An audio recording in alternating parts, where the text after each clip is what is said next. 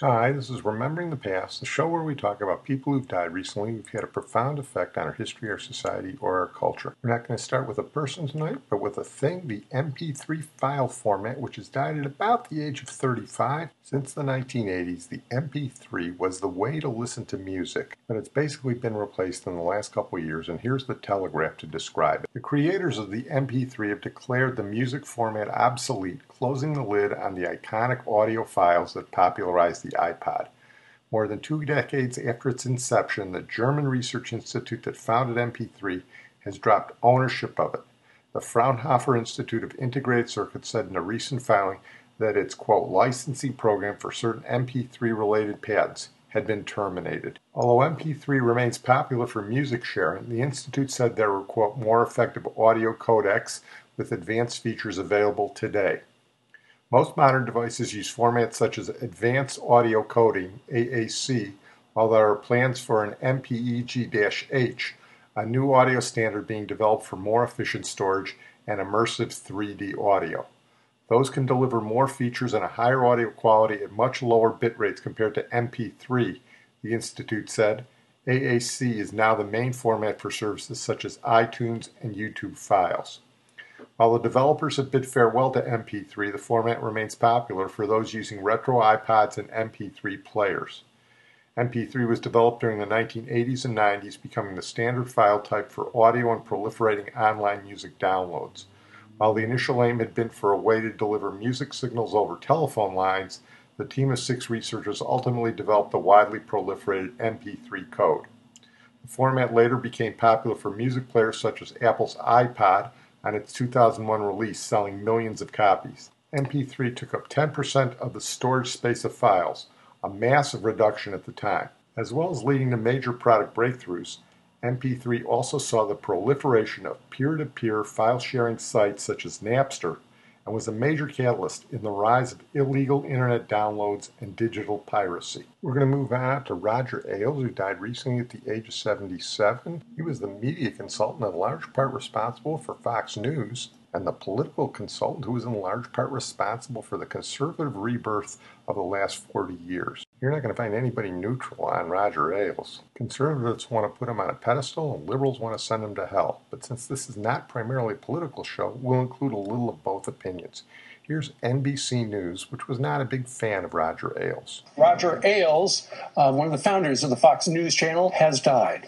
A polarizing figure to the end, Roger Ailes combined his two passions, politics and television, to build Fox News. Welcome to the Mike Douglas Show. It began on the Mike Douglas Show, going from prop boy to executive producer until a meeting with guest Richard Nixon led him to a career in Republican politics. Ailes was said to have 2 speeds, attack and destroy. I predicted in 1968 that nobody would ever be elected to high office again without learning how to communicate effectively on television. His media savvy helped elect Nixon, Ronald Reagan, and George H.W. Bush. Today, former President Bush tweeting, "Not sure I would have been president without his great talent, loyal help." Politics is America's favorite indoor sport. He would make his indelible mark creating Fox News, a platform for conservative voices. What is Ailes' legacy?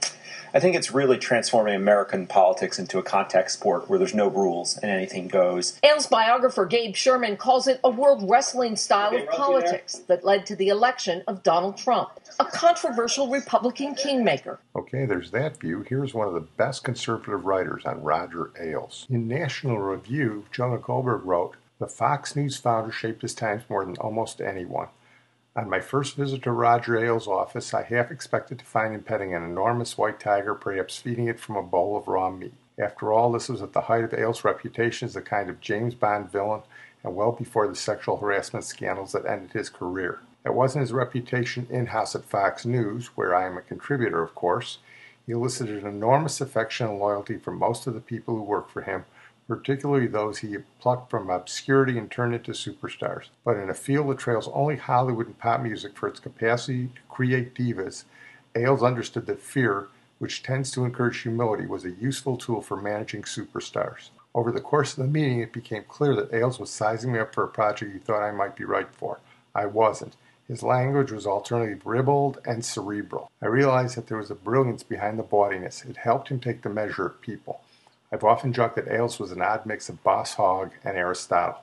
But Aristotle is probably the wrong comparison. Aristophanes, the Greek playwright, is a better fit. Ailes was proud of the fact that he got his start in theater. He told me that he brought that sensibility to television. TV is an entertainment medium, one that appeals to the rational parts of our brains, but also to the emotional parts. This was not an insight unique to Ailes, but he understood better than most that if the emotional part wasn't working, what people see, people wouldn't pay attention to the rational parts, what people said. That's why Ailes famously watched the news on mute when he was assessing talent.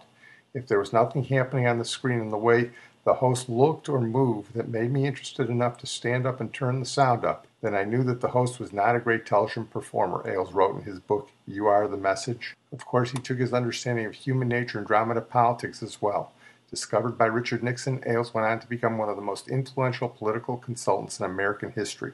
When Ailes started Fox News, the joke goes, he discovered an underserved niche in television news, half the country. Most of the people who decry Fox News as right-wing either don't watch it or cherry-pick quotes from the opinion side. The truth is, Fox was always more nationalist and populist, patriotic if you prefer, than ideologically conservative. Ailes had a healthy and sometimes unhealthy contempt for the journalistic establishment, which by the early 1990s had become ideologically cosmopolitan. As a broad generalization, the elite media saw itself as a kind of transatlantic guild, with at best loose attachments to this country and a dim and cynical view toward anything that smacked of not just conservatism, but patriotism and traditionalism. For example, in 1987, Columbia University held a symposium with political, journalistic, and military leaders.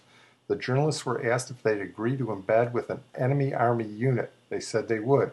When asked if they would tip off Americans about to be ambushed, then ABC News' Peter Jennings agonized and finally said he would.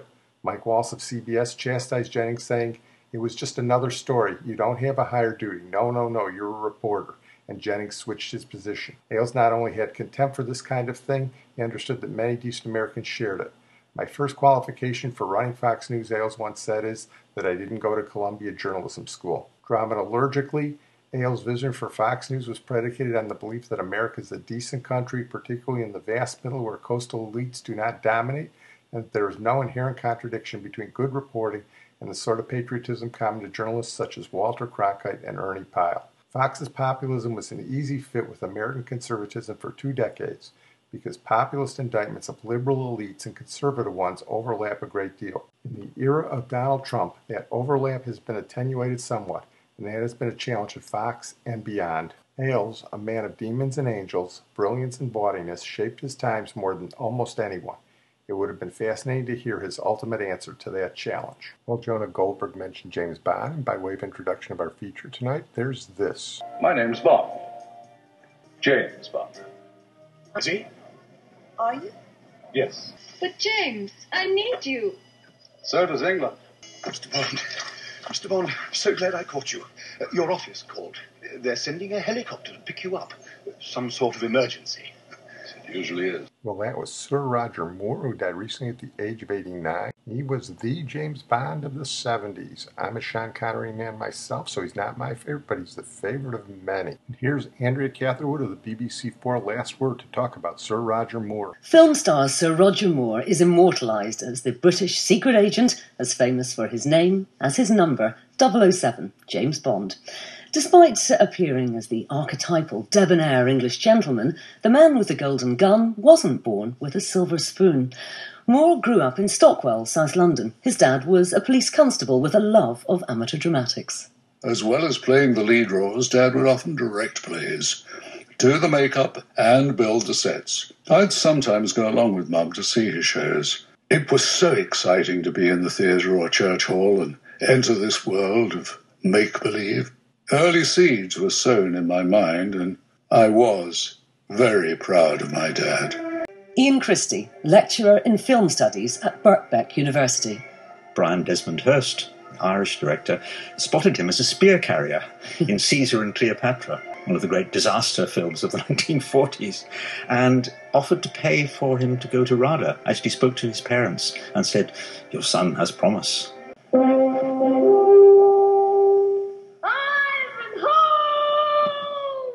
He went on to have a very long and successful television career before the whole James Bond thing ever appeared. I think that's really the key to understanding him. He appeared in at least 3 major series in the late 50s and 1960s. Series that have been, I suppose, long forgotten. Certainly Ivanhoe. We have desperate need of a king. We have a king, Richard the Lionheart. He was in Maverick, but above all, he was the Saint. For 118 episodes, right through the 60s. You nearly killed yourself. Correction, somebody nearly killed me. Above all, you had to be suave, convincing, persuasive, and that, I think, is what Roger Moore became, supremely.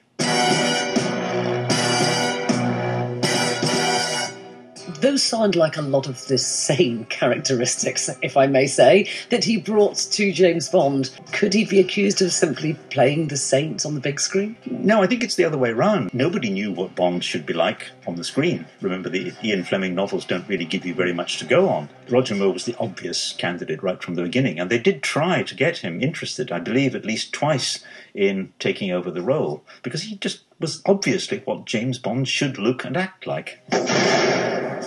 You missed Mr. Bond. Did I? He was well known for actually doing a lot with very small mannerisms, like, is it the left eyebrow or the right eyebrow? He was given the most preposterous lines to say, which are full of self-parody. I'm now aiming precisely at your groin. So speak over or hold your peace. When Roger Moore took on the role, the franchise was in a bit of trouble, wasn't it? Yes, it was. They'd had a spot of difficulty at the end of the 60s. They'd had a couple of really very unsuccessful sort of rogue productions. That did not all go well for the continuation. And so I think that Roger Moore coming in was strong and stable. He was just what the franchise needed. He suggests the trade. The egg for your life. Well, I'd heard the price of eggs was going up, but isn't that a little high? However, Sir Roger Moore considered that his greatest role was not in film or on television, but as a goodwill ambassador for UNICEF. Its president, filmmaker Lord Putnam, became a friend. He was terrific company, yeah. The whole point being he had his wonderful, wonderful sense of humour. And he was, unlike many, many actors, I have to say, he was never the centre of his stories. Did you ever consider casting him in any of your films? No, he's a different kind of person and a different kind of era. Try and imagine Roger Moore in Midnight Express, for example, or in The Killing Fields. I'm not sure it would work, and I think he would be the first person to say so.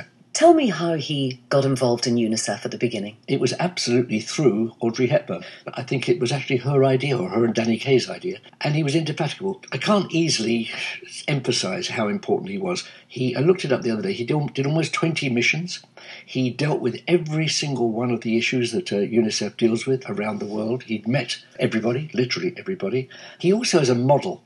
I really would make this point, Andrew, it's a very important one. A model for what an actor can do when they commit themselves to an organisation like UNICEF. Doesn't just have to be UNICEF, it could be Save the Children, it could be anybody, but his commitment was absolute. It's incredibly important that people like these role models are seen to engage and involve themselves in things that make a difference in the world. And Roger was, I would say, the model of making all that possible.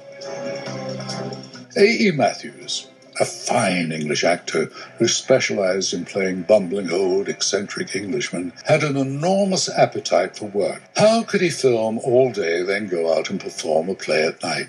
It's quite simple, my boy. At 7 o'clock, the butler comes in with the breakfast, boiled egg, tea, toast, marmalade, and a folded, neatly pressed copy of the Times.